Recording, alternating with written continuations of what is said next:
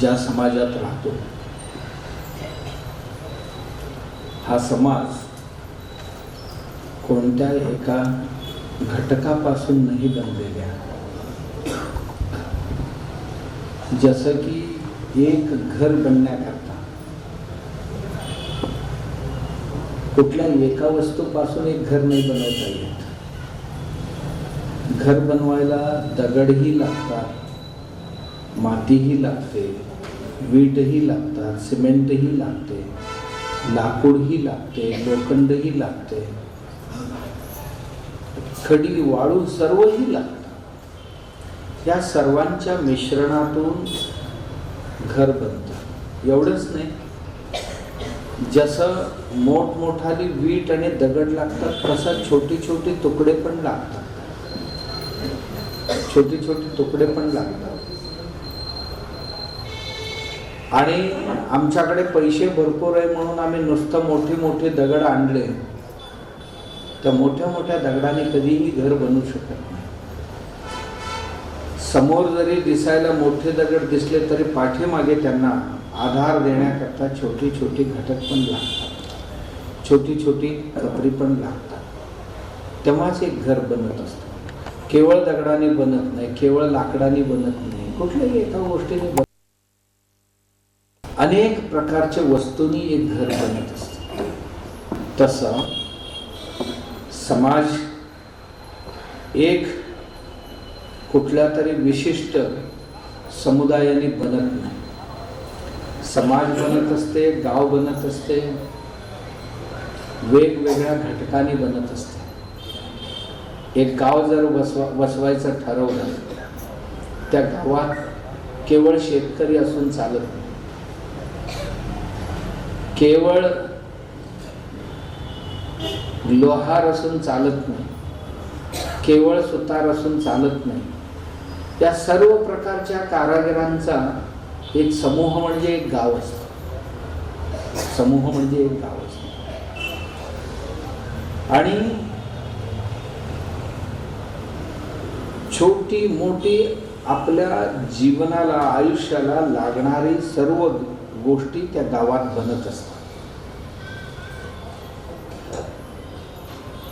आपल्या गरजेसाठी तो माणूस एवढंच लांब जाऊ शकतो की संध्याकाळ होण्यापूर्वी परत आपल्या घरी पोहोचता येईल. हे निसर्गाचा नियम आहे. आम्ही आता निसर्गाच्या नियमाच्या बाहेर खूप साऱ्या गोष्टी करतो आहोत, तो भाग वेगळा. पूर्वी कुठल्याही दळणवळणाची सुविधा इतकी प्रभावी नव्हते. आज काय सकाळी जाऊन संध्याकाळी दिल्लीहून परत येऊ शकतो. पण पूर्वी एवढीच की माणसांचीच असं नाही, माणूस सुद्धा आपल्या आजीविकेसाठी घरापासून किती लांब जायचं तर सूर्यास्तापूर्वी वापस घरी येता येईल एवढंच अंतरावर तो जायचा. हे केवळ माणसांमध्ये होतं अशातला भाग नाही. मुंगी आपल्या आहारासाठी किती दूर जाऊ शकतं तर त्या मुंगीला सुद्धा हे बंधनकारक आहे. एक उंदीर आपल्या आहारासाठी, एवढंच नाही, एक प्राणी कुठलेही घरातले गाय, म्हैस, बैल काही प्राणी असतील, ही प्राणी आपल्या आजीविकेसाठी किती लांब जाऊ शकतील तर सूर्यास्तापूर्वी घरात पोहोचता येईल. एवढंच नाही, आकाशात विहार करणारी पक्षी इतक्या वेगाने चालू शकतात. हे किती लांब जाऊ शकतात आपल्या आजीविकेसाठी तर सूर्यास्तापूर्वी आपल्या घरट्यात परत येता येईल. अशी ग्रामरचना आमच्याकडे होती. आपल्याकडे ही ग्रामरचना पद्धती. आणि अशी एक नाही की गावाला आमच्या आजीविकेसाठी सकाळपासून रात्रीपर्यंत जे जे लागणारी वस्तू आहेत यातलं सर्वात जास्त वस्तू आपल्या ठिकाणी बनायची आणि काही निवडक वस्तूच फक्त दुसऱ्या गावातनं आपण आणायचं आणि आपल्या वस्तू त्यांना द्यायचं. ही आमची जीवन पद्धती होती आणि आमची जीवनशैली, जीवन पद्धती हीच होती. गावात काय बनत नव्हता घरासाठी लागणारी सगळी सामान गावातच बनत होती. दगड गावातली, माती गावातली, वाळू गावातली, खडी गावातली, लाकूड गावातली, सगळे गावातले. आणि बनवणारा कारागीर सुद्धा गावातलाच, ज्याला गवंडी म्हणतो आता, तो गावातलाच असायचा. शेती करता लागणारी सर्व सामान गावातलेच असायचे.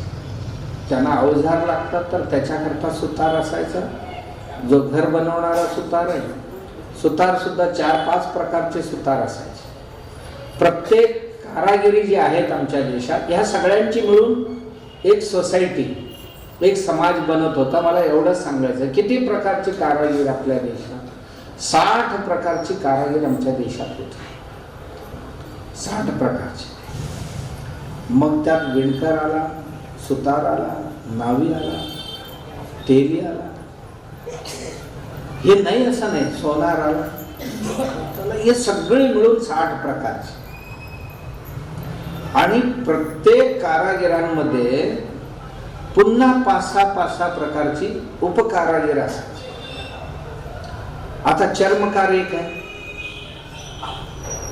चर्मकार एक नाही, 6 प्रकारची चर्मकार असायचे, 5 प्रकारची चर्मकार असायचं. कसे? जनावरांची कातडी काढणारा एक वेगळा, तो काढायचंच काम करायचं. दुसरा, जनावर नैसर्गिक मृत्यू आल्यानंतर त्या अंगावरची कातडी काढायचं काम करायचं. दुसरं असायचं की ते कातडी कमवायचं काम करायचं. तिसरं होता त्या कातडीपासून पादरक्षा बनवण्याचं काम करायचं. चौथा एक असा होता की तो वेगवेगळ्या वाद्यांसाठी लागणारे चमडी तयार करून द्यायचा आणि त्या वाद्यांना चमडी लावायचं काम करायचं. डोल आहे, डोलासाठी चमडी लागते, तबला आहे, मृदंग आहे, दमडी आहे. मग कोणाकोणासाठी कशा कशाची चमडी लागते हे त्याला माहिती. नगाऱ्याला कशाचा लागतोय, दमडी आहे, दिमडीला कशाचा लागतो, पकवाज आहे त्याला कशाचा लागतो. एकच चमडी सगळ्यांना चालत नाही.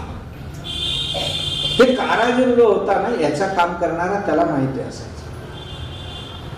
आता दिमडी आहे, त्याला गोरपडीचे चमडी लागते, दुसरं चालत नाही. दुसरी चमडी लागते. नगार आहे, नगाराला, डोल आहे, डोलाला वेगळी लागते. असं ह्या चमडीचा काम करणारा एक कारागीर होता. चर्मकारांमध्ये तो एक कारागीर होता. आणखीन एक कारागीर असा होता की अन्य कारागीर जे आहेत त्यांना लागणारी संसाधन बनवून द्यायचं. आता लोहार आहे, त्याला भाता बनवून द्यायचं काम करायचं. आणखीन एखादा व्यापारी आहे,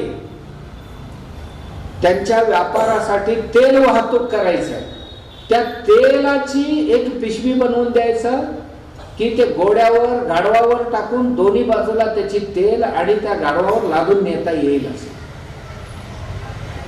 आणि तोच कारागीर विहिरीतलं पाणी काढणारा मोठ बनवून द्यायचं सुद्धा काम करतो. आणि दुसरा एक कारागीर होता चर्मकारांमध्ये, तो फक्त राजांचं काम करायचा. म्हणजे चिलकतीच्या वर चमडी लावायचा, खड्ग असेल, तलवार असेल तर त्याचा मूठ जे असते त्याला चमडी लावून द्यायचं. जे डाल असते, डालाला सुद्धा आतमध्ये लोखंड असायचं, वरून चमडी लावायचं काम करायचा. आणि घोड्यांवर जी जीन असायचा, रिकीप असायची, लगाम असायची, या सगळ्या गोष्टींना चमडी जिथे जिथे लागते ते काम करायचं. एक कारागीर असा होता, शेतकऱ्यांसाठी लागणाऱ्या सगळ्या गोष्टी करायच्या. वेटणी बनवायचं काम करायचं. वेटण म्हणतो ना, ते पण आतड्यापासून बनते, ते काम करणारा एक कारागीर स्वतंत्र होता. वाद्या बनवायचं काम करायचं आणि मोरकी बनवायचं काम करायचं, गळ्यातल्या कंठी बनवायचं काम करायचं. असं 5-6 प्रकारची, एका कारागिरीमध्ये 5-6 प्रकारची कारागीर होते. तसंच सुतार होते. मी सगळ्यांचे नाही सांगत, आता 60 प्रकारची कारागीर होते. सुतार होता. सुतार एक प्रकारचे सुतार नव्हता. वाड घालणारा सुतार वेगळा, घर बनवणारा सुतार वेगळा, घर बनवणारा सुतार वेगळा. त्यानंतर फर्निचर बनवणारा सुतार वेगळा होता. मंदिरांचा काम करणारा सुतार वेगळा होता. मंदिरांचा पालखी बनवण्याचा काम करायचा, मूर्त्या बनवण्याचा काम करायचं, देऊळ बनवण्याचा काम करायचा, रथ बनवण्याचा काम करायचा. त्याच्याशिवाय दुसरं कुठल्याही कामाला हात लावत तो एक कारागीर सुतारांमधला होता. आणखीन एक सुतारांमध्ये कारागीर होता, तो फक्त शेतकऱ्यांचं काम करायचा.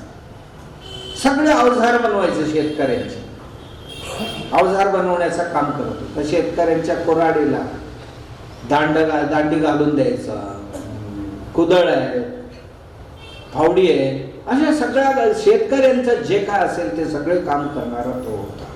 आणि एक कारागीर असा होता सुतारांमध्ये, फक्त खेळण्या बनवायचं काम करत होता. लहान मुलांसाठी लागणारी खेळणी बनवायचं काम तो सुतार करत. म्हणजे एका सुतारांमध्ये 6 प्रकारचे काम करणारे. आता कापड बनवणाऱ्यांमध्ये सूत कतणारी वेगळी होती आणि बीम तयार होईपर्यंतची काम करणारी वेगळी होती आणि कपडे विणणारी वेगळी होती. पुरुषांचे कपडे विणणारी वेगळी, महिलांचे कपडे विणणारी वेगळी, अशी कारागीर. त्यानंतर सतरंजा, चादर अशी जे वस्तू आहेत ते बनवणारा कारागीर वेगळा होता त्यांच्या. आणि त्यानंतर देवांग नावाचा जो कारागीर होता, फक्त देवासाठी लागणारी वस्त्र बनवण्याचा काम तो देवांग करत होता. आणि त्यानंतर एक कारागीर असा होता की रंगारी, या सगळ्या सुतांना कपड्यांना रंग द्यायचा, रंग बनवून द्यायचं काम, रंग देऊन ते बुडवून रंग देऊन काम करणारा रंगारी एक होता. अशी त्यांच्यामध्ये सुद्धा 5-6 प्रकारची. याशिवाय राजपोशाख बनवणारा कारागीर वेगळा होता. फक्त राजांचेच काम करायचे, इतर कोणाचंही काम करणार नाही. असं 60 प्रकारचे आमच्या देशात कारागीर. आणि 60 प्रकारच्या कारागिरींमध्ये 6 म्हणजे 360 प्रकारची लोक एका गावात राहत होते. आता मीठच बनवणारा एक कारागीर असेल, वेगवेगळ्या पत्ती पानांपासून मीठ बनवणारा वेगळा, मातीतनं मीठ काढणारा वेगळा होता, समुद्राचा मीठ बनवणारा वेगळा होता, आणि दगडापासून म्हणजे डोंगर बिंगर उकरून आता जे आपण काळी मीठ म्हणतो, की आता ते डोंगर बरीचशी आमची पंजाबमधनं पाकिस्तानमध्ये गेली, ती दगडच हे असायचं. आणि त्यानंतर काही प्रोसेस्ड मीठ म्हणजे प्रक्रिया केलेले मीठ तयार करणारा, जसं की वेगवेगळ्या लाकडांमध्ये मीठ भरून त्याला भाजून औषधीय गुणधर्म असणारा मीठ तयार करून देणार. आता उदाहरणार्थ एक बांबू आहे, ओल्ला बांबू घ्यायचा, पोकळ बांबू, आणि त्याच्यात मीठ ठासून भरायचं आणि त्याचा तोंड बंद करायचा विशिष्ट पदार्थाने, वनस्पतीने, आणि त्याला अग्नीत घालायचं, भाजायचं. भाजून झाल्यानंतर लाकूड जळून गेल्यानंतर आतल्या आत मिठावर सुद्धा प्रक्रिया व्हायचं. आणि ती मीठ जी आहे तुम्हाला 100 रुपये नाही, 1000 रुपये किलोनी सुद्धा मिळणार नाही, अशी मीठ त्यातनं तयार व्हायची.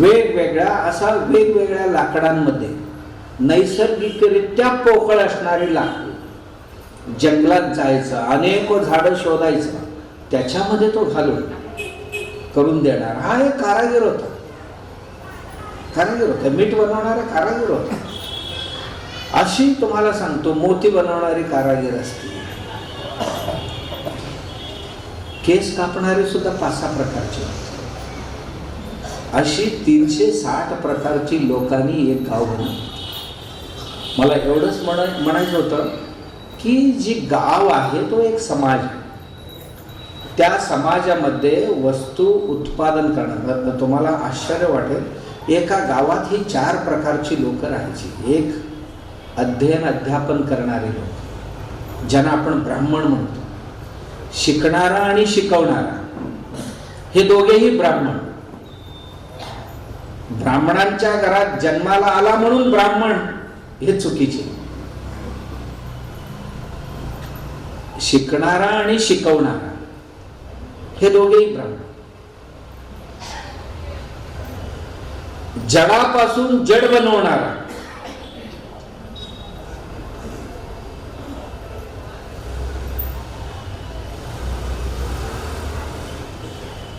तो वैश्य होता.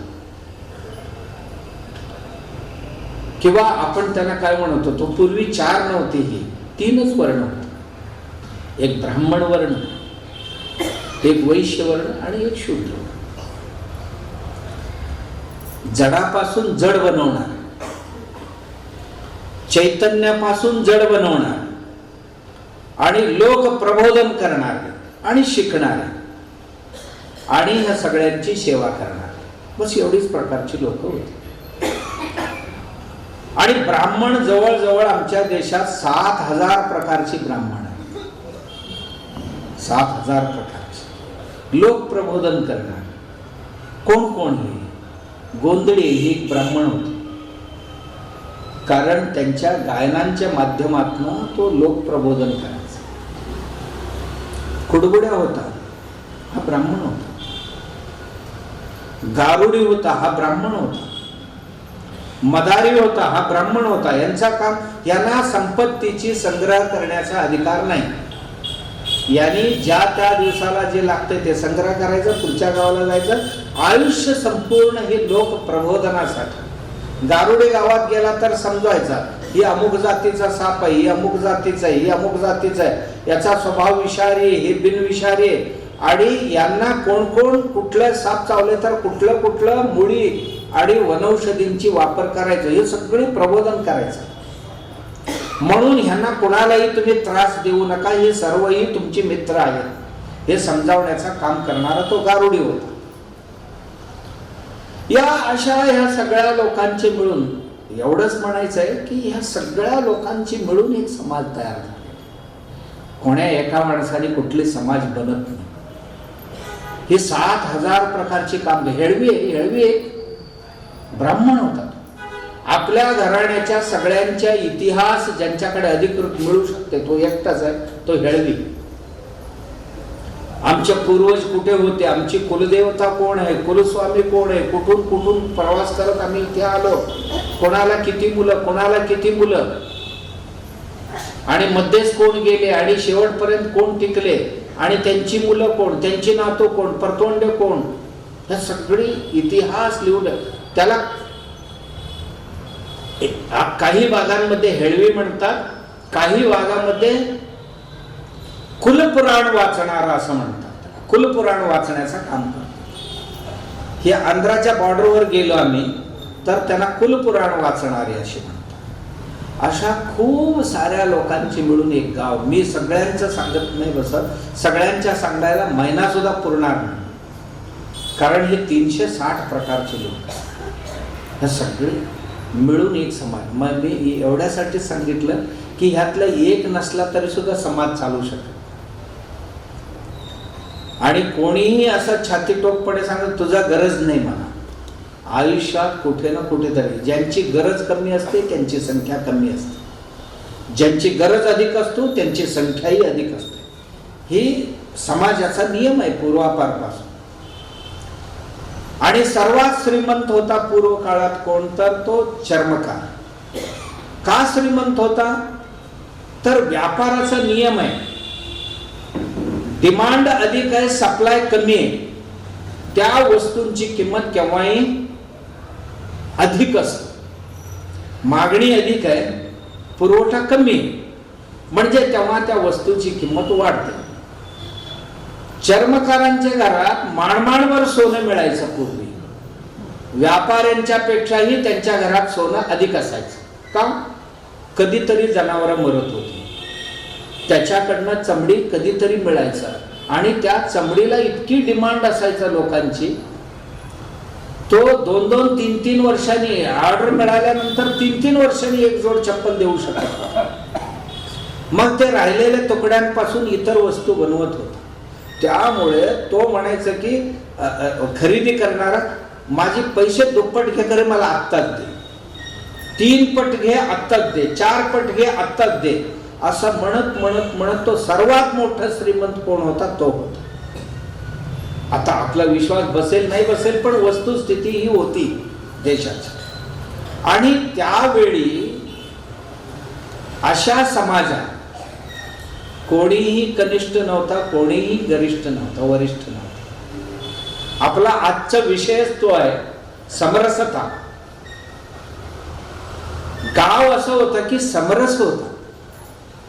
आमचा देश बघा तुम्ही, आमची देव जे आहेत कृष्ण, हे गवळ्यांच्या घरात जन्माला आले. श्रीरामचंद्र ही क्षत्रियांच्या घरात जन्माला. आमच्या देशातली महाकवी जे आहेत, एक कोळ्यांच्या घरात जन्माला, वाल्मिकी, व्यास. आणि वाल्मिकी बेरडांच्या घरात जन्माला आला, शिकाऱ्यांच्या घरात जन्माला. म्हणजे कोण कनिष्ठ कोण वरिष्ठ असं काहीही नव्हतं आपल्याकडे. प्रत्येकाने आपापली व्यवसाय करणं, ज्याला वृत्ती म्हणतो आपण, कुलवृत्ती म्हणतो. कुलवृत्ती ज्यांची त्यांची काम करणं. कोण व्यापार करायचा त्यांनी व्यापार करायचा. व्यापारी कोणाला म्हणत होते? उत्पादन करणं आणि विक्रय करणं हे व्यापाऱ्यांचे वैश्य म्हणत होते. आणि त्या वैश्यांमध्ये 2 प्रकार, जडापासून जड बनवणारे, चैतन्यापासून चैतन्य बनवणारे. म्हणजे लोखंडापासून लोखंडाची वस्तू बनवून देणारा, लाकडापासून लाकडाची वस्तू बनवून, हा जडापासून, मातीपासून मातीची वस्तू बनवून, धातूपासून धातूंची वस्तू, हा जडापासून जड बनवून देणार. चैतन्यापासून चैतन्य बनवणारा, गाय पालन केला चैतन्य, गायीपासून वासरू खोंड बनवून देणार. कोंबडी आहे ही चैतन्य, जिवंत आहे, तिच्यापासून अंडे काढून पुन्हा पिल्लं तयार करून विक्री करणार. शेळी, मेंढरी आहेत, कासव आहेत, कुत्रे आहेत, घोडे आहेत, हत्ती आहेत, उंट आहेत, यांची पालन करणारी जी लोक आहेत, याच पद्धतीने घोरपडीचं पालन करणारी लोक जी आहेत, मगरीचे पालन करणारी लोक होते. आमच्याकडे खूप साऱ्या पशु पक्षी प्राण्यांचे पालन करणारे जे होते. आणि याशिवाय शेतकरी जो होता, त्यांचे धान्य हे चैतन्य, तो चैतन्य मातीत टाकून पुन्हा दुसरे धान्य पिकून देत होता, म्हणून तो वैश्य होता. शेतकरी हा वैश्य का? त्याची धान्य काढला की पुन्हा मातीत टाकला की पुन्हा एक चेतनायुक्त पीक येतो आणि 3-4 महिने तो वाढतो आणि पुन्हा बी काढून घ्यायचं आणि पुन्हा जमिनीत टाकायचा, पुन्हा उगवायचा. ही वैश्य म्हणतात. आणि सुता, कापसापासून सूत बनवणारा हाही वैश्य आहे, पण जडापासून जड बनवणारा, चैतन्यापासून चैतन्य बनवणारा. आणि ह्या सगळ्यांना सपोर्टिंग एक टीम आहे, सहाय्य करणारा तो शूद्र. त्याच्याशिवाय कोणाचाही काही हलायचं नाही. आणि त्यांचाही सन्मान तेवढंच. लोकप्रबोधन करणारा, मग ते लोकप्रबोधन करणारी ही घुमंतू जी आहे, भटके जे आहेत, यांच्या सहित यज्ञ, याग, पूजा, अर्चन, पौरोहित्य करणारी सुद्धा ब्राह्मण. त्यांना सुद्धा कोणत्याही प्रकारची आस्ती संग्रह करण्याची अधिकार नव्हता आपल्या व्यवस्थेत. आणि त्यांची सर्व जबाबदारी, यातल्या जे जे घटक आहेत अशांची जबाबदारी समाजानेच घ्यायची. त्यांना किंचितही कमी पडू न देणे ही समाजाची जबाबदारी होती. इतक्या गुण्यागोविंदाने राहणारा समाज आमचा होता. कोणाला मीच बघितलेले, एका गावात एक मोठा श्रीमंत होता. आणि श्रीमंत असो गरीब असो, प्रत्येक 16 संस्काराचे जे कार्य आहेत, प्रत्येक संस्कारात हे जे बलुतेदार आहेत, 12 बलुतेदार आहेत आणि 18 हलुतेदार आहेत. 12 आणि 18 किती झाली? 30 झालं. 30 पगडीची म्हणतो. ही जी लोक आहेत ह्यांना वेगवेगळे मान आहेत समाजात. आता चर्मकार आहे, त्याला सगळ्यात जास्त मान होतो. 16 संस्कारापैकी 12 संस्काराकरता त्याची हजेरी आवश्यक आहे. बाळ जन्माला आला,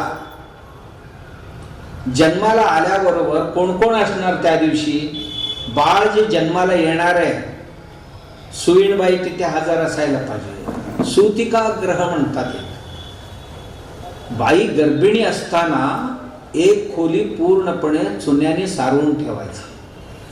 आतमध्ये भरपूर धूर टाकून त्याला निर्जंतुकी म्हणजे अग्नी पेटून त्यात वेगवेगळ्या प्रकारची वनस्पती टाकून सर्व जीवजंतू, आतली रोगजंतू जे आहेत त्यांना नष्ट करायचं करून मग ते स्वच्छ करून ठेवायचं. बघा, ज्या दिवशी प्रसूती होणार आहे त्या दिवशी सुतार पाट बनवून आणायला पाहिजे. एका पाटावरती गर्भिणी महिलेला बसवायचं आणि समोरच्या बाजूला सुईणबाई आहे ना, तिला बसायला एक पाट, 2 पाट बनवून द्यायचं काम सुताराचा. त्याने 2 पाट घेऊन यायचं त्या दिवशी. बुरुड आहे ना, त्याने सूप बनवून आणायचं त्या दिवशी नवीन. आणि जो विणकर आहे ना कोष्टी, त्याने वस्त्र घेऊन यायचं त्या सूपावर घालायला. त्यानंतर जो वैद्य आहे ना त्यांनी वेखंडाची एक मुळी घेऊन यायचं आणि एक दगड घेऊन यायचा. दगड कोण आणायचा? वडारीने दगड घेऊन यायचं, ते उघडायचं, बनवून आणायचं. त्यांनी पाथरवट म्हणतात त्याला. त्या पाथरवटाने उघडायचा दगड घेऊन यायचा आणि वैद्याने मुळे आणायचं त्याचा, ते उघडायचं. उघडून पहिली चाटण द्यायचं त्या बाळाला, मधातनं उघडून द्यायचं, गाईच्या तुपातनं उघडून द्यायचा. कशा करता? तर ते बुद्धिमत्ता अधिक तेज होते आणि बाळाच्या अंगात रोग प्रतिकारक शक्ती वाढते. आणखीन चर्मकार यायचा, नाळ कापायचा आहे ना, रापीच आणायला पाहिजे त्याने. रापी चांगल्यापैकी धार देऊन आणि स्वच्छ करून निर्जंतुकीकरण करून ते रापी घेऊन यायचं. एवढी बलुतेदार आल्याशिवाय बाळाचा बाळंतपण होत नव्हतं. आणि बाळाचा नामकरण विधी होणार आहे ना, नामकरणाला हे सगळे हजर असणार. पुन्हा सुताराने पाळणा घेऊन यायचा. मांग जो होता आमचा तो रशी घेऊन यायचा पाळणा बांधायला. माळी जो आहे तो फुलं घेऊन यायचा सजवायला. सोनार आहे ना, कुठलं ना कुठलं तरी एक नवीन आभूषण बनवून आणायचं त्याच्यासाठी. असं प्रत्येक बलुतेदार आल्याशिवाय ती, तुम्ही घरात 1000 माणसं असा, यातला एक बलुतेदार नाही आला तर तुमचा विधी पूर्ण होणार नाही. ही अशी जीवनातल्या लग्नापासून अंत्येष्टीपर्यंत, अंत्येष्टीच्या दिवशी सुद्धा कोण कोण यायला पाहिजे? पुन्हा सुतार यायला पाहिजे, बुरुड यायला पाहिजे. बुरुड आणून देणार फक्त बांबू, सुताराने ते ठोकून द्यायचं. मांग आमचा येणार तो रशी बांधायला रशी घेऊन यायचं, नवीन कापड घेऊन यायचं कोष्टीने. कुंभार मडकं घेऊन यायचं एक धरायला.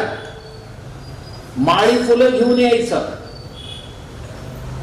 अशी अनेक हे सर्व लोक येऊन तिथे उपस्थिती. मड उचलायचं असेल तर सगळे आलेत का मानकरी? यांना काय म्हणत होते? मानकरी म्हणत होते. मानकरी सर्व आलेत का असं म्हणायचं. हा आलेत म्हटल्यानंतरच उचलायचा. एक मानकरी जर आला नसेल तर प्रेत जाग्यावरनं हालत नव्हतं.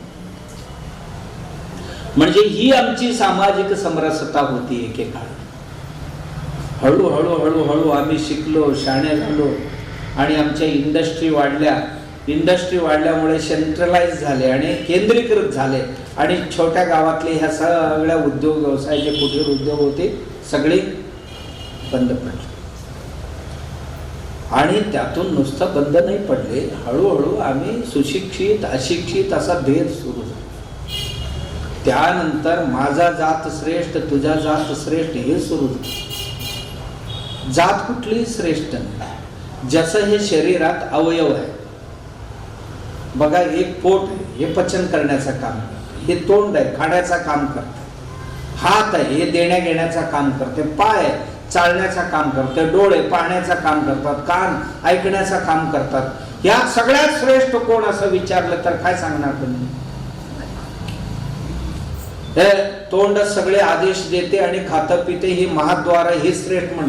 पोटाने म्हटलं मग तू श्रेष्ठ आहे तर मी गप्प बसतो म्हटलं तर दुसऱ्या दिवशी त्याला स्मशानावरच जावं लागेल. का? पोट फुगला, पचन करायचं कामच बंद केले. किंवा तोंड श्रेष्ठ म्हटलं, हात म्हटले तर खा, ताटात पालते पड आणि खा, मी काम करणार नाही तुझ्या बरोबर, असं जर का हाताने म्हटलं काय होईल आमची अवस्था?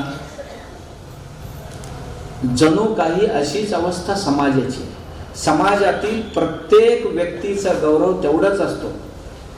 कोणी गरीब श्रीमंत सुशिक्षित अशिक्षित श्रेष्ठ जाती कनिष्ठ जाती पुरुष श्रीमंत बालक वृद्ध तरुण हे कुठलेही भेदभाव नव्हते. ज्या त्या अवस्थेत आहे, ज्या त्या अवस्थेत ज्यांना त्यांना जे सन्मान देणं गरजेचे आहे ते सन्मान सगळ्यांना दिली जात होते. जाती बघून कोणाचाही सन्मान होत नव्हता. कारण आमचे जे सप्तर्षी आहेत ना त्यातलं 2 सोडले तर बाकी कोणीही ब्राह्मण नव्हतं. कोणीही ब्राह्मण नव्हतं. ब्राह्मणही श्रेष्ठ नव्हता, ब्राह्मणही इतरांबरोबरच होता. आम्हीच आता म्हणायला लागलो की ही काम करतात हे कनिष्ठ आहे, आम्ही ही काम करतो श्रेष्ठ आहे. समजा उद्या ते काम बंद केले तर कोण करणार ते काम? कुठलंही काम कनिष्ठ नाही, कुठलंही कार्य वरिष्ठ नाही. संडास धुण्याचं काम जितकं कनिष्ठ समजतो आणि ऑफिसमध्ये बसून पत्र लिहून ऑर्डर करण्याचं काम जितकं वरिष्ठ समजतो, उद्या संडास धुणारा नाही आला तर काय होईल आमची अवस्था? नाही, जी काम कलेक्टरचं आहे तेवढ्याच किमतीचं काम संडास धुण्याचं. जी काम स्वयंपाकघरातले करणार आहे तीच काम ऑफिसमध्ये बसणाऱ्यांचंही तेवढं नाही. आम्ही ऑफिसमध्ये राबतो, उन्हात जातो राबतो, कारखान्यात जातो राबतोय आणि तुम्ही नुसतं चुलीसमोर बसताय, 2 भाकऱ्या बसताय आणि तुमची कनिष्ठ आहे माझा श्रेष्ठ आहे असं म्हटलं, बस उद्या चुलीसमोर म्हटलं तर 2 दिवस नाही टिकायचं. आता गॅस आले तो भाग वेगळा, नाहीतर त्याचा धूर येणं का, ते भाकरी भाजायचं का, चुलीसमोर बसणं काय साधी गोष्ट आहे नाही. आणि कोणाचाही स्किल कौशल्य जे आहे त्याला कमी लेखता येणार. समरसता ही आहे, कोणी कमी नाही कोणी श्रेष्ठ. आमच्याकडे होते सर्व ऋषी. अगस्त्य हेही बेरड जनांगाचे होते.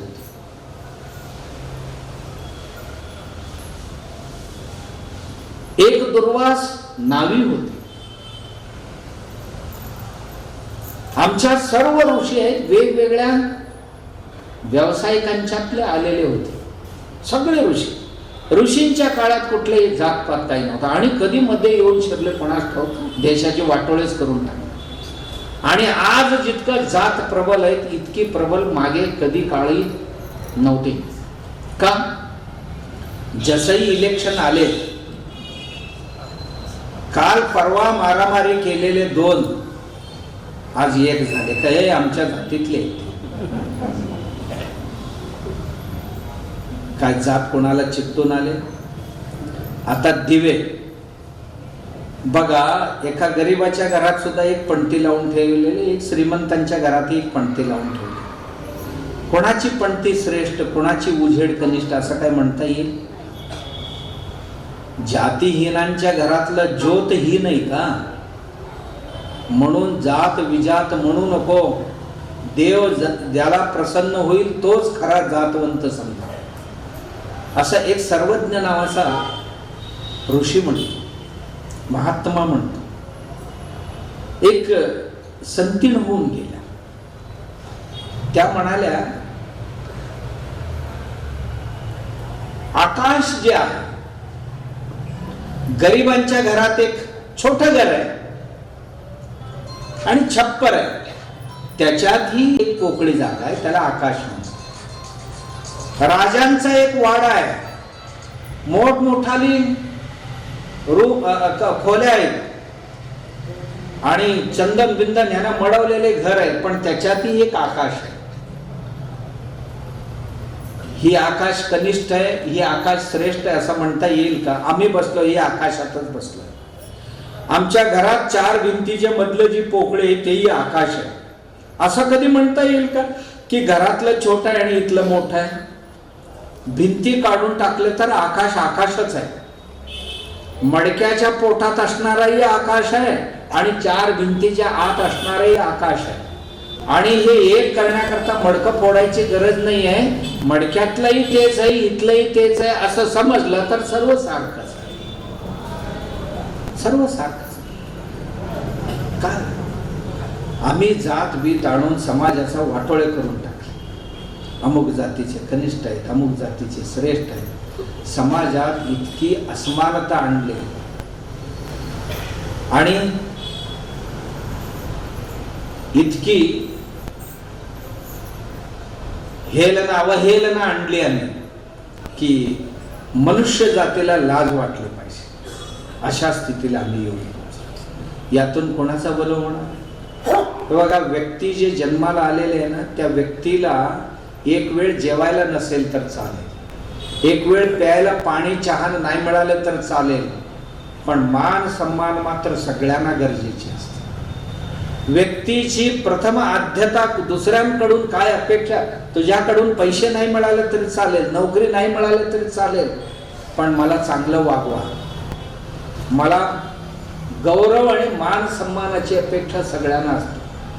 आणि मान सन्मान द्यायला पैसे लागत नाही, जात लागत नाही, कोणीही मोठं होऊ शकतो. रोहिदास महाराज होते. रोहिदास महाराज काय नाही, मन चंगा तो कटोती में गंगा, काय तपश्चर्या त्यांची. नाही तू खालच्या जातीचे म्हणून देव प्रसन्न होत नाही असं कधी झालं? देव पहिल्यांदा त्यालाच प्रसन्न झाला. केरळमध्ये एक संस्थान होतं आमचं, चोळ संस्थान असं म्हणतात त्याला, चोळ घराणा. भारतातल्या ज्या काय बोटावर मोजण्या इतके शौर्य आणि वीर्य गाजवणारी जी राजघराणे होते त्यातलं एक घराणा चोळांचं. या चोळ घराण्याच्या काळात हे चक्रवर्ती होते. सत्येंद्र चोळ हा चक्रवर्ती होता. राजेंद्र चोळ म्हणून होऊन गेले. करिकाल चोळ नावाचा एक राजा होऊन, या घराण्यांमध्ये त्यांची घराणं आहे, त्यांची इतिहास आहे. जसा महाराष्ट्रात छत्रपतींचा इतिहास आहे तसं हे चोळ घराण्याचा इतिहास आहे. छत्रपतींचे मराठेशाही जे आहे याच्यात आमची आटके पारपर्यंत सीमा होती, बरोबर. चक्रवर्ती कोणाला म्हणतात? चक्रवर्ती.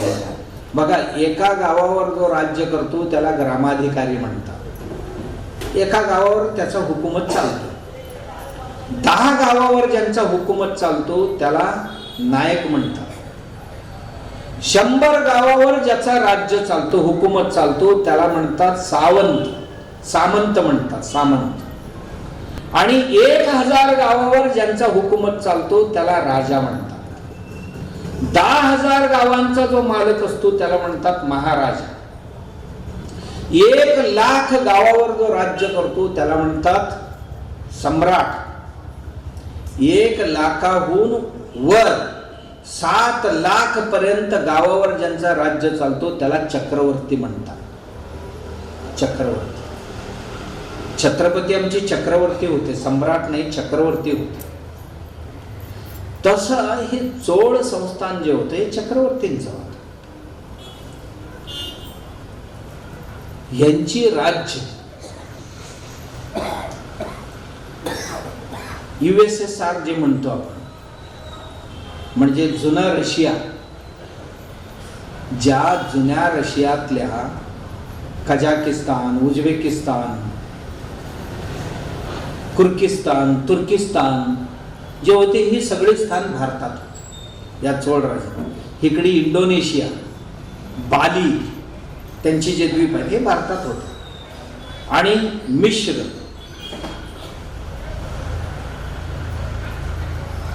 समुद्रात असणारे छोटे छोटे देश जे आहेत हे सर्वही, लंका सुद्धा चोळ राजांच्या आस्थानात होते. आणि हा चोळ राजा यांची एक वैशिष्ट्य, यांचा राज्यही मोठा होता, विस्तारही मोठा होता. आणि यांची कारिगिरी म्हणजे या चोळ संस्थानामध्ये जे मंदिर बांधले गेलेले आहेत तशी मंदिर तुम्हाला कुठे पाहायला नाही मिळणार. तामिळनाडूचा बराचसा भाग या चोळ संस्थानात येत होता. तामिळनाडूमध्ये, केरळमध्ये जे मंदिर बांधले गेलेले 1,000 खांबांची मंदिर आहे. आश्चर्य वाटेल आपल्याला. आपण तंजावरला गेला तर बृहदीश्वर मंदिर आहे, 1,000 खांबांचं आहे. जवळजवळ 45 एकर मध्ये एकच देऊळ आहे. काय बांधले असते. असेच केरळमध्येही आहे, त्या भागात हे चोळ संस्थानात बांधलं आहे मंदिर. असाच हा राजा सत्येंद्र चोळ एक मंदिर बांधला होता आणि मंदिराचं उद्घाटन होतं. आणि इतकी भक्तिमान होते हे राजे, सर्व विधिविधानाने, नीती नियमाने मंदिर बांधायचं. आया पाया बघून मंदिर बांधायचं, जागा बघून नव्हे. मंदिर बांधण्याकरता जागा योग्य आहे का. त्यानंतर मंदिर बांधताना आधी मातीची परीक्षण करायचं, जागेची परीक्षा करायचा, त्याची अक्षांश रेखांश बघून त्याची आया पाया शोधायचा. हे मंदिर बांधण्याकरता जागा योग्य आहे का. कुठेही मंदिर बांधलं तर त्या मंदिरामध्ये पॉझिटिव्ह वेव्ज कधीच असू शकत नाही. त्या मंदिरात गेले की उठून जावंसं वाटतं. का. ह्या गोष्टींची पालन केलेले नाही. त्यानंतर मंदिर बांधायचं तर काय बांधायचं, कशाने बांधायचं. दगडाने बांधायचं. दगड कोणत्या जातीचा असायला पाहिजे इथनं सुरुवात. दगडामध्ये पुल्लिंगी दगड आहे, नपुंसकलिंगी दगड आहे, स्त्रीलिंगी दगड आहे. मूर्ती, देवीची मूर्ती बनवायचं असेल तर कोणत्या लिंगातले दगड वापरायचे. पुरुष देवतेची मूर्ती बनवायचं असेल तर कोणत्या दगड वापरायचा. भिंतीला कोणता दगड वापरायचा, पायरीला कोणता दगड वापरायचा, जातीचे. कारण ह्या दगडांची जाती खूप आहेत. त्यानंतर कोणत्या शैलीमध्ये बांधायचं. मग योग शैलीत बांधायचं की नागर शैलीत बांधायचं, असे खूप साऱ्या शैली आहेत आमच्याकडे वास्तूची. त्यात बांधण्यामध्ये हे चोळ राजा प्रसिद्ध होते. त्यांच्याकडे जे कारागीर होते जगात कुठे नव्हते अशी कारागीर होते. आजही तुम्ही जाऊन मंदिर बघू. आणि हे राजे, आणि मग दगडांची तपासणी कसं करायचं. एवढी दिवस पाण्यात ठेवायचं, एवढी दिवस धान्यात ठेवायचं, आणि एवढी दिवस अंथरुणावर ठेवायचं झाकून. आणि त्यानंतर त्याच्यावर अमुक प्रकारची तेल वतायचं. वतल्यानंतर किती तेल ते शोषून घेते त्याच्यावर त्या दगडाचा जात समजायचा. पाणी वतायचं, पाणी किती ते शोषून घेते आणि किती खाली सोडते ह्याच्यावर त्या दगडाची जात ओळखायची. कारीगर हे सहज डोळ्यांनी बघून सुद्धा ओळखत होते. आमच्यासारख्यांना ह्या सगळ्या परीक्षा करून समजावं लागतं. तुम्ही आता मार्बल घ्यायला जावा, मार्बल घ्यायला तुम्हाला काय कळणार नाही. आणि रोगी आणि निरोगी मार्बल म्हणून मिळतात तुम्हाला. रोगी कुठलं. ती फरशी उचलायचं, त्याच्यावर पाणी ओतायचं. पाणी ओतल्यानंतर त्या मार्बलवर किंवा ग्रेनाइटवर पाणी ओतला की त्याच्यातले सगळे रेष दिसायला सुरू होतात. ही निरोगी आहे की रोगी आहे ही समजते. ही दगड तपासायची. आमच्याकडे पाषाण परीक्षा नावाचा एक शास्त्र आहे. सुवर्ण परीक्षा आहे, पाषाण परीक्षा आहे, मणी परीक्षा आहे, मृदा परीक्षा आहे, रस परीक्षा आहे, गो परीक्षा आहे, गज परीक्षा आहे, उष्ट्र परीक्षा आहे. खूप साऱ्या ज्ञान आमच्याकडे आहे. या सगळ्या परीक्षा नकुल सहदेव जे होते पशूंमध्ये, पशूंचे आद्य वैद्य कोण असतील तर सहदेव आणि नकुल. त्यांचे ग्रंथ आहेत त्यांनी लिहिलेले. शरीरशास्त्र संबंधात तुम्हाला कुठले पाहिजे असेल तर त्याचे ग्रंथ आहे रावणाने लिहिलेले. अजीर्ण मंजरी एक छोटासा ग्रंथ, आजही आकलन होत नाही. आणि त्यानंतर रावणाने लिहिलेले औषधी शास्त्र आहे.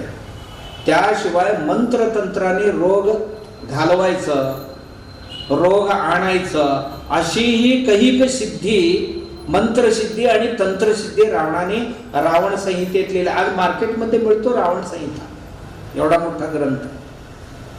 200-400 प्रकारची आसव आणि अर्क बनवायची पद्धत रावणाने सांगितलेली. रावण हा रावण होता वेगळा, पण रावण एक ज्ञानी होता, आचार्य रावण होता. रावणाला राजा रावण म्हटलं की राग यायचा, आचार्य रावण म्हटलं की रावण इतका खुश असायचा तुम्ही सांगाल ते करायचं. फक्त रावणाबरोबर व्यवहार करताना आचार्यजी असं म्हटले की रावण तुम्ही मागाल ते सर्व द्यायचं.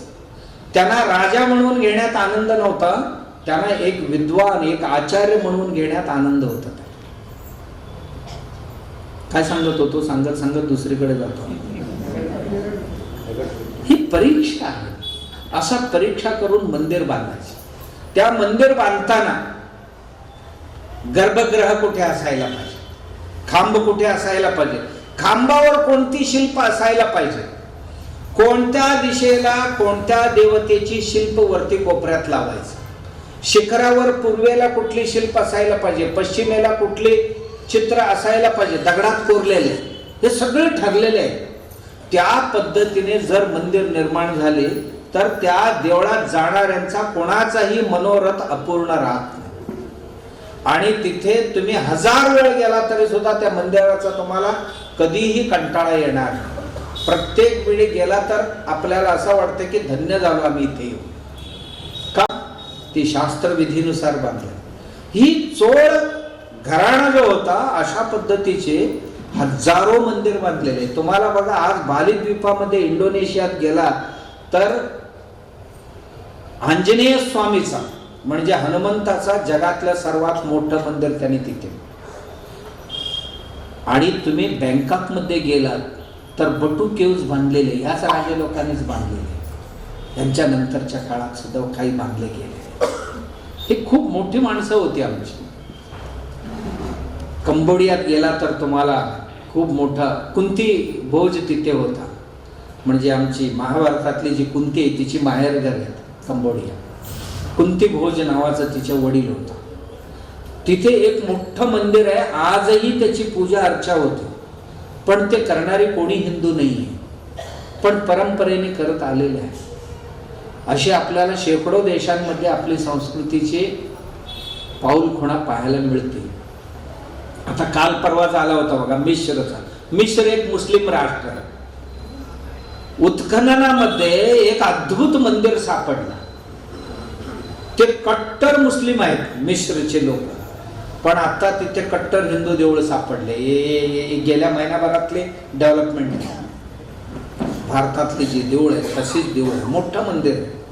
सगळे माती काढल्यानंतर मंदिर उघड झालं. ही कधी हे आमचे राजे महाराजांच्या काळात बांधले गेले. मला एवढंच म्हणायचं होतं की हे चोळ घराण्याचे. आणि हा राजा इथेच एक मंदिर बांधला होता. उद्घाटन होता त्याचा दिवस. उद्घाटना दिवशी अख्खा शेकडो गावची लोक तिथे जमलेले होते. आणि विधिविधान यज्ञ याग सर्व झाले. मूर्ती प्रतिष्ठापना झाली. झाल्यानंतर नैवेद्य अर्पण करायचं. नैवेद्य अर्पण करण्याकरता पुरोहित प्रसाद नैवेद्याचा राजांच्या घरात नाही यायचं. पंच पक्वान्न म्हणतो आपण किंवा 56 भोग जे म्हणतो, 56 प्रकारची वेगवेगळी वस्तू.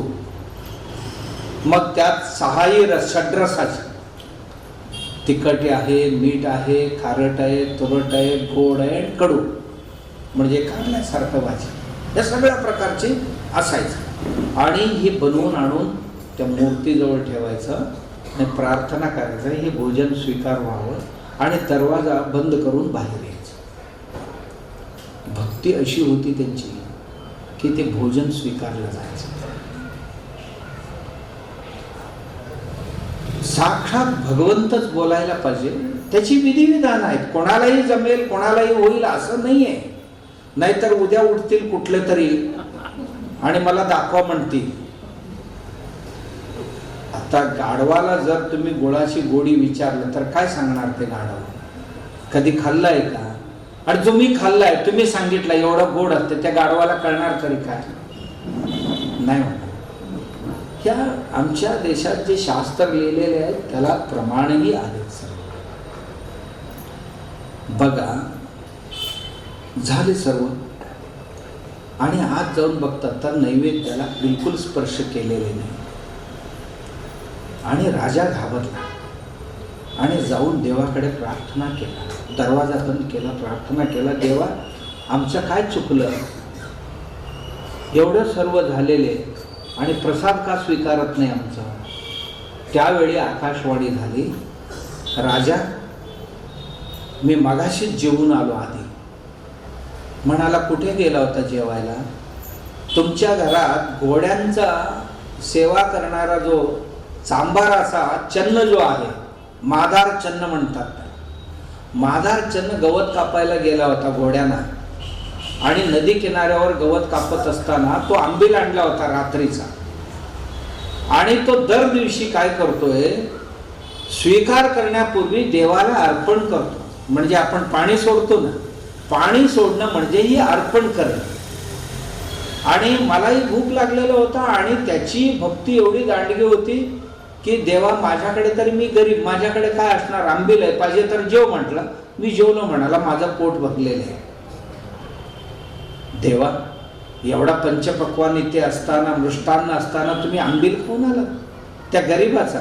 नाही, गरीबाचा आंबील कशी होती यापेक्षा त्याचा मन खूप चांगलं होतं. राजा तू जेवण आणलंयस ना, ह्याच्यात तुझी एवढी आशा आकांक्षा नावाची विष कालवलायस ना, हे खायला नको वाटते मला. का? तू नैवेद्य दाखवतोयस की मंदिर मीच बांधले, अहंकारी त्यातच आले. आणि एवढं मोठं कार्य केलास, ते कार्य मी केलं हे त्यात घटलायस. आणि तो आहे ना इतका नम्र आहे, स्वच्छ मनाचा आहे, निर्मळ मनाचा आहे. आणि निर्मळतेनेच म्हणाला, देवा हे चालत असेल तर घ्या, नाहीतर आज उत्सव आहे, तुम्ही तिथे जेवू शकता. नाही, मला हेच आवडते, हीच खाणार. देव वस्तूंचा भुकेला नाही, देव भावाचा भुकेला. तिथे जेवला. चांभार चन्नाच्या घरात जेवून आलो असं म्हटल्याबरोबर राजाला एक क्षण राग आला प्रचंड. अरे माझ्या अश्वशाळेत माऊत म्हणून काम करणारा ह्याच्या घरात देव जेवून आला, असा एकदा राग आला. आणि दुसऱ्या क्षणाला त्याचा राग सर्रकन उतरला. उतरल्याबरोबर जिथे ते घोड्यांचं गवत कापत होता, राजा धावत धावत गेला आणि त्याला साक्षात साष्टांग दंडवत घातला. चन्ना तू जिंकलास म्हटला. मला नव्हे, मी देश जिंकणारा राजा आहे. अरे तू देवाला जिंकलास रे. माझ्या राज्यात उच्च नीचता असू शकतं, तुझ्या राज्यात नाही, देवाच्या राज्यात. देवाचा मन जिंकलास तू. उद्यापासून तूच माझ्या गुरु. चांभार चन्नाला गुरु करून घेतला. तुझ्याकडनं खूप शिकायचंय मला भक्ती करण्याकरता. ही आमची समरसता होती, एकेकाळी समरसता होती. नंतरच्या काळात जर बघितलं, बुद्धांच्या काळात ही समरसता आणली गेली. तिथे पुरुष स्त्री, गरीब श्रीमंत, विद्वान मूर्ख, वेश्या सुद्धा संघात संन्याशी. आम्रपाली विशाखा सारखी वेश्या सुद्धा संन्यासिनी बनल्या. इथे सर्वांना मनुष्य मात्र प्रवेश पात्र, ज्यांच्यामध्ये माणुसकी, मनुष्य म्हणजे हात पाय डोळे कान असणारा असा त्याचा अर्थ नाही. ज्यांच्याकडे मनुष्यत्व आहे त्या सर्वांनाही धर्मक्षेत्रात प्रवेश आहे. माणुसकी नसलेला तो कितीही मोठा असला ते धर्मक्षेत्रात त्याला प्रवेश नाही असं फलक लावतो. मनुष्य मात्र प्रवेश पात्र. नंतरच्या काळात 12व्या शतकात ज्ञानेश्वर महाराज एका बाजूला, बसवेश्वर महाराज एका बाजूला, जातीयतेचा हिडीस नृत्य चालू होता त्या काळात. अशा वेळी बसवेश्वराने ब्राह्मणांचा मुलगा, चर्मकारांची मुलगी दोघांचा लग्न लावला. पंतप्रधान होते कल्याणचे बसवेश्वर.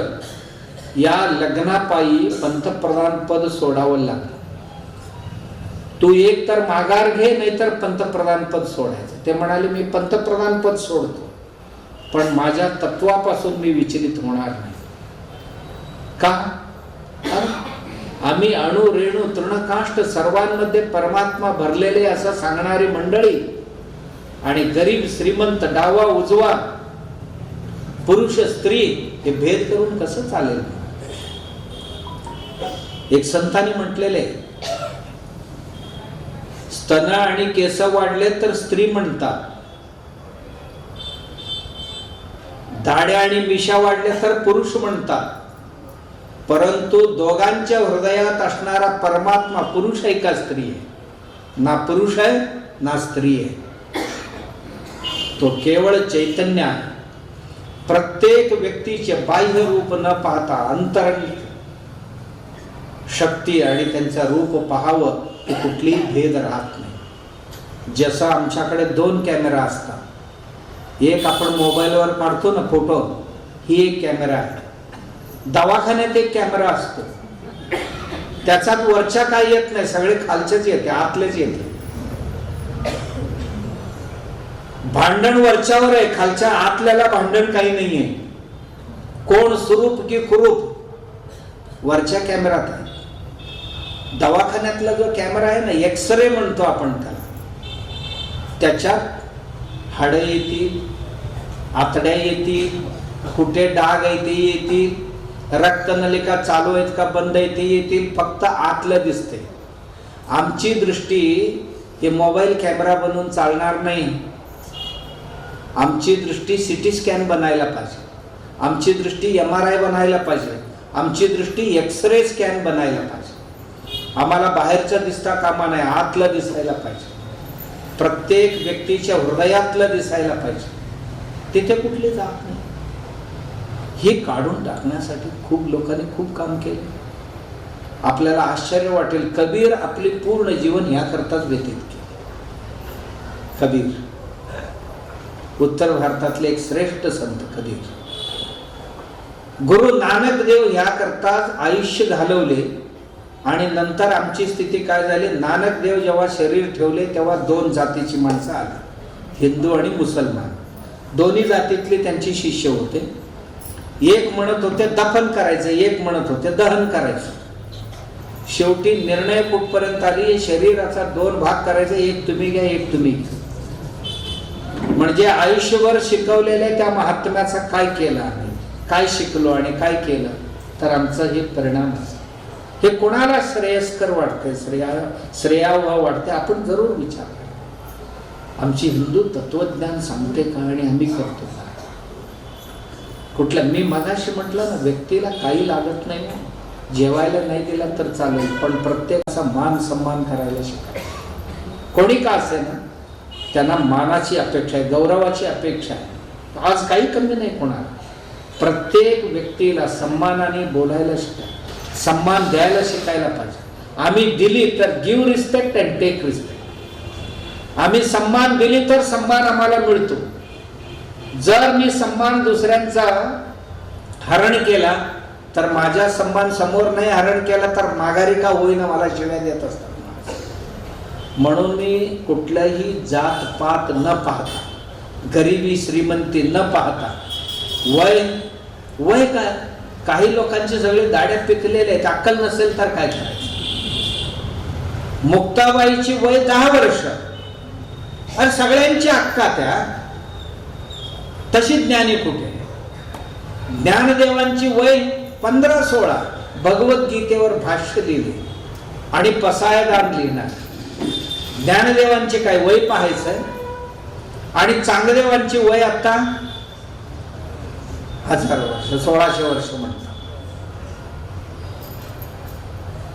कोरा, खाली खाली डब्बा, आणि एक ज्ञानाने भरलेली आहे. वय काय करायचं?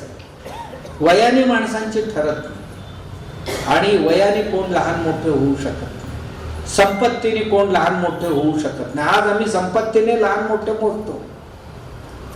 समोर जरूर मान सन्मान देतील, पण माघारी नाही देणार. आम्ही नसतानाही आमच्या माघारी आमच्याबद्दल 4 चांगले शब्द बोलले तर ती आमची गौरव आहे, ती आमची सन्मान आहे. पुरुष श्रेष्ठ की स्त्री श्रेष्ठ, यात काय? कोण पुरुष काय श्रेष्ठ आहे आणि स्त्री काय श्रेष्ठ आहे? आणि पुरुषच नसता तर स्त्री कसं राहील? स्त्रीच नाही तर पुरुष काय दगडाला मंगळसूत्र बांधतो थोडी? नाही, मी नवरा आहे, मी श्रेष्ठ आहे. तुझ्या नवरकी नेऊन करायचा काय? मंगळसूत्र बांधून घेणारे कोण नसतील तर तू नवरा होशील कसा? नाही, मी स्वयंपाक करत खूप काम करते आणि मी करते घालते म्हणून तुम्ही जगलाय, असं जर स्त्री म्हणत असेल, मी उन्हात जाऊन तापून नाही आलो तर आणलं नाही तर तो काय घरून घालणार, असा तो म्हटला तर नाही.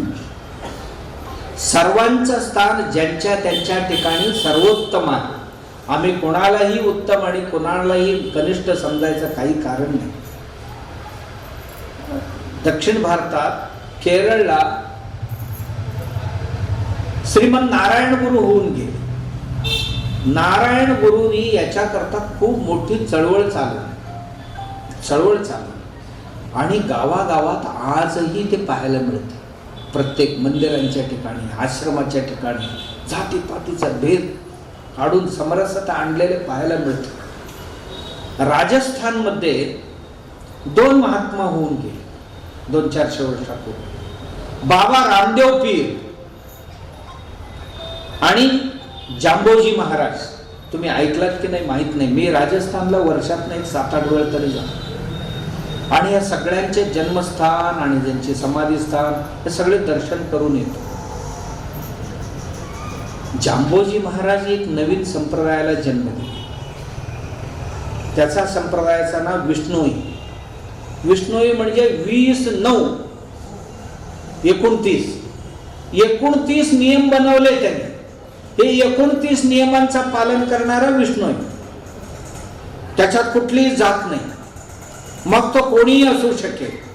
पण त्या विष्णोई समाजात सगळ्यांच्या मध्ये परस्पर विवाह होतो, परस्परांबरोबर सर्व व्यवहार चालतो. आजही ते आहे.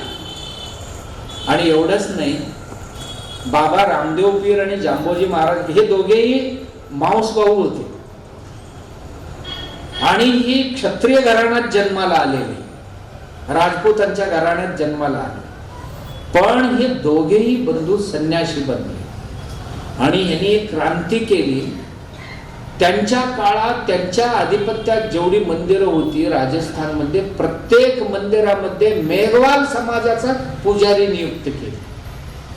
मेघवाल म्हणजे आमच्याकडचा चर्मकार. आम्ही ज्यांना चर्मकार म्हणतो त्यांना तिथे मेघवाल म्हणतात. हे मेघवाल पुजारी आहेत, त्यावेळी नेमलेले त्याच घराण्यातली लोक आजही त्या मंदिरांमध्ये पुजारी आहेत. का? समरसता आणण्याकरता त्यांनी केलेली एक खूप मोठा प्रयत्न.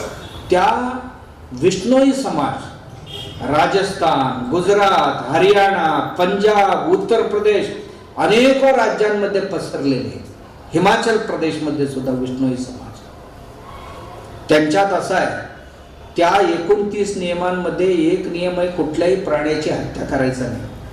आमच्यातला एक सिनेमा ऍक्टर काळवीट मारला माहितीये ना, त्याला ठेवणार नाही म्हणतात ते. तू कोर्ट तुला सोडेल पण आम्ही नाही सोडणार. कोर्ट तुला सोडले पण आम्ही नाही सोडणार. तू कधी बाहेर येशील त्या दिवशी तुला आम्ही ठोकणार म्हणतो. का? आमच्या या प्रदेशात येऊन तू त्याला मारलासच कसा, असं त्यांचं म्हणणं आहे. तुला एक हरिण जन्माला घालता येत नाही तर तू मारतोस कसं? आम्हाला कोणालाही कुठल्याही प्राण्याला जिवंत करता येत नाही. ज्याला जिवंत करता येत नाही त्याला मारण्याचा काय अधिकार? एवढंच नाही, या विष्णोई समाजात आणखीन एक नियम आहे, कुठल्याही झाड तोडायचं नाही. विशेष करून जे पारंपरिक वृक्ष आहे, खेजडी म्हणतात, माहिती आहे तुम्हाला? खेजडी म्हणजे शमी वृक्ष, खेजडी म्हणतात. खेजडीचं झाड तोडलं किंवा आपण त्याला जाल म्हणतो, ते झाड भरपूर आहेत त्या भागात, वडाचा झाड, अशी जे पारंपरिक वृक्ष आहेत, या वृक्षांना तोडणाऱ्यांना हे आहे जन्मठेपेची शिक्षा नाही, जन्मठेप नाही, ते काय म्हणतो मृत्यूदंडाची शिक्षा. आणि जर फांदी तोडला असेल 3 दिवस त्याला घरात जेवण देत नाही.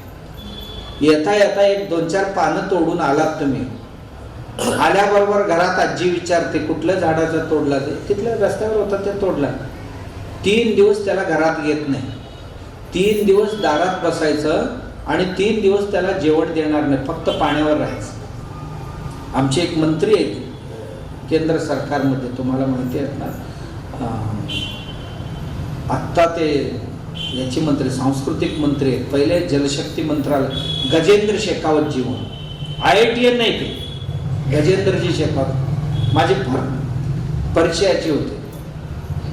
आणि गजेंद्रजी मला एक दिवस सांगत होते, आम्ही उज्जैनला या पंचमहाभूतांचेच एक सेमिनारसाठी किंवा एका कार्यशाळेसाठी तेही आले होते, मीही गेलो होतो. तेव्हा राजेंद्र सिंग म्हणत होते, स्वामीजी मी लहान असताना एक दिवशी रस्त्यावरनं येताना एक फांदी तोडून आणला होता. माझ्या आजीने विचारलं कुठे तोडला, या अमुक अमुक झाडाचा, लावून ये जा म्हणाला. ते कसा लागेल म्हटलं, मग लागत नाही तर तोडलाच का म्हणाला. 3 दिवस मला दाराबाहेर ठेवली, 3 दिवस जेवायला दिले नाही. म्हटलं पाणी, माझं वय छोटा होता, प्राथमिक शाळेत होतो मी. प्राथमिक शाळेत असताना निर्दयतेने 3 दिवस, आणि आयुष्यभर मला अद्दल घडलं. मला आत्ता सुद्धा कुठल्याही पानाला हात लावताना त्या 3 दिवसांचा उपवास आठवते. ही विष्णोई समाजाची नियम आता जवळजवळ बऱ्यापैकी राजस्थान हे नियम पाळते. विष्णोई समाजात जरी असला तर जवळजवळ खूप लोक त्याचे नियम पाळतात. खेजडीचे झाड तोडणं म्हणजे एक व्यक्तीची हत्या करणं असं मानतात, आणि त्याला मृत्यूदंडाची शिक्षा, राजांकडे मृत्यूदंडाची शिक्षा होती. जीवसृष्टी जे काय आहे हे सर्वही परमात्म्याचे रूप आहे. ही खरी समरसता. केवळ माणसाने माणसाशी माणसासम वागणे हे तर राक्षस सुद्धा करतात. माणसाचा राक्षसांची राक्षसासारखे वागतात आणि त्यांची ते एकमेकांचे रक्षण करतात. माणसांची असं नाहीये. माणूस केवळ माणसांचीच माणसाबरोबर वागायचं नाहीये, पशु पक्षी प्राण्यांबरोबर सुद्धा माणसासारखे. कोणतरी लिहितो आणि काहीतरी गात राहतो आपण आयुष्यभर, आणि त्याचा अर्थही बराच वेळ आम्ही समजून घ्यायचा प्रयत्न करतो. माणसाने माणसाशी हीच आमुची प्रार्थना. काय एवढंच करायचंय प्रार्थना? अत्यंत संकुचित प्रार्थना. माणसाने माणसाबरोबर माणसासमोर, मग इतरांना काय मारून खावं? इतरांना तोडून खाल्लं तर चालते? म्हणजे माणसाबरोबर चांगलं राहायचं, इतरांबरोबर सगळे सपाटच करत राहायचं, हे काय माणुसकी आहे थोडी? नाही, ही तरी राक्षसकी आहे. आणि आम्ही तेवढं जगायला पाहिजे, बाकी कोणी राहू नये असं नाही. आमचा धर्म आम्हाला असं शिकवतो, या पृथ्वीतलं सर्व सकाळाशी येते आहे अधिकार. त्याच्याकरता आमच्या वारकरी परिवार एक उत्तम उदाहरण. सर्वांनाच अधिकार आहे, आणि जात पात भेदभाव काही करू नये अशी आमच्या वारकऱ्यांच्यात होतं. पण आज दुर्दैव असं की वारकऱ्यांमध्येही काही जातीवादी घुसलेले आहेत. अमुक जातीचं फड, तमुक जातीचं फड, साल्यानं काय करावं काय कळत नाही. नाही, असं नाही चालणार. आपल्याला सगळे आम्ही देवाची मुलं, वयम अमृतस्य पुत्र, आम्ही सर्वही त्या अमृताचीच मुले आहोत. ही भावना आजही समाजात असं कोण करतोय, काय भेदभाव करतो करेना, पण आपण तरी कोणाच्याही जात पात, अशिक्षित सुशिक्षित, उच्च नीच, श्रेष्ठ कनिष्ठ कुठलीही भावना न पाहता व्यक्तीला असो, प्राण्यांचा असो, झाडांचा असो सन्मान करायला शिकायला, ही खरी आमची समरसता. आणि या समरसतेशिवाय, समजा मी एकटाच मानकरी बनलो आणि सगळ्यांचा अपमान झाला. मी आता माझं मान दाखवायचं कोणाला? धर्मराजा बघा, महाभारताचं युद्ध झालं, धर्मराजाला गादीवर बसा म्हणत होते, नाही म्हणत होता. हे का नाही म्हणतोस तू, बस म्हणा. या गादीवर बसून कोणासमोर माझा ठेंबे मिरवायचा म्हणा. कोण राहिलेत आता? म्हातारे राहिलेत सगळे. 18 अक्षोहिणी सैन्य जो होता, एक अक्षोहिणी म्हणजे जवळजवळ 2,18,000. एक अक्षोहिणी म्हणजे 2,18,000. 11 अक्षोहिणी सेना नष्ट झाली.